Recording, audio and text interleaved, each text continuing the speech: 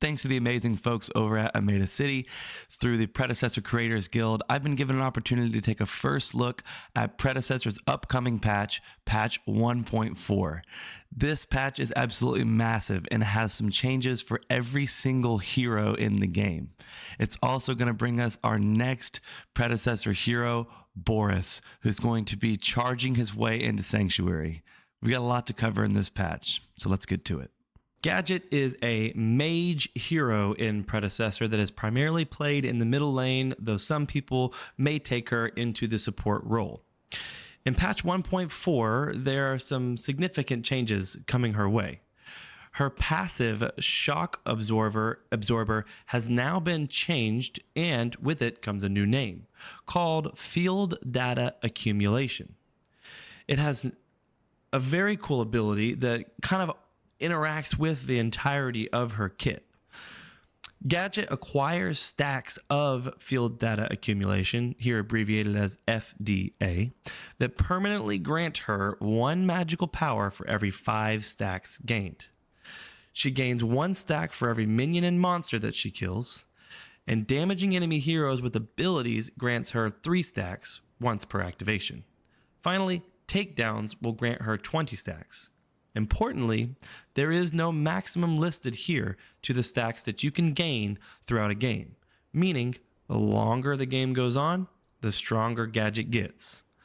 One final point to this ability change is better keep that creep score up, because the more minions that you take down, the more stacks of FDA you will gain, the more damage you will do. Her Sticky Mine, her primary ability, has seen a couple of changes that most Gadget players should enjoy. With this ability, when she throws it, it'll stick to an enemy and then it will explode.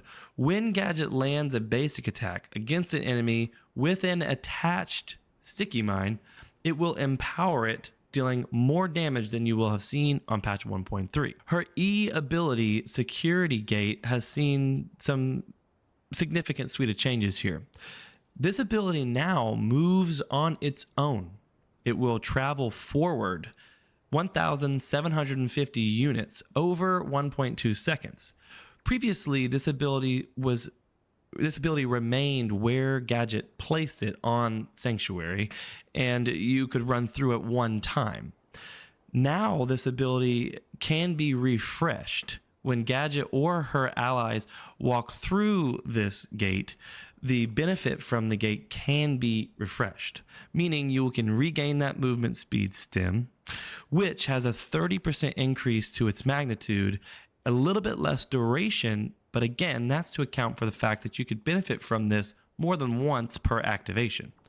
For the enemies that are hit by Security Gate, they'll take a little bit less damage and a little bit less scaling damage through the game, but the root is going to be increased by half a second. All the changes coming to Security Gate honestly make this a much better utilized ability, whereas you previously had a static gate that did not move and could only impact heroes, teammates, and enemies once. Now this ability travels from point A to point B with multiple activations for heroes and enemies. Great changes. Tip of the hat to the folks over at Omeda. Her next ability that's seen some changes is Seek and Destroy, her alternate ability. This ability now, in keeping with the previous abilities changes, this ability now also moves as it will slowly follow the nearest enemy hero. Previously a static ability, Gadget users will now see a little bit more bang for buck when they choose to cast this ability. Because you'll get more time damaging that enemy as it follows them around Sanctuary, a little bit less damage and a little bit less scaling damage, but the slow from this ability is up 5%. So, a worthy trade. The final change coming to Gadget is to her ult, Tesla Dome. This ability now, in keeping with the same theme, is going to expand an additional 60% over 2 seconds. That's a significant increase to the range of area of effect for this ability. In addition to that, the initial radius of the ability has come down 250 to account for just how large this ability will get.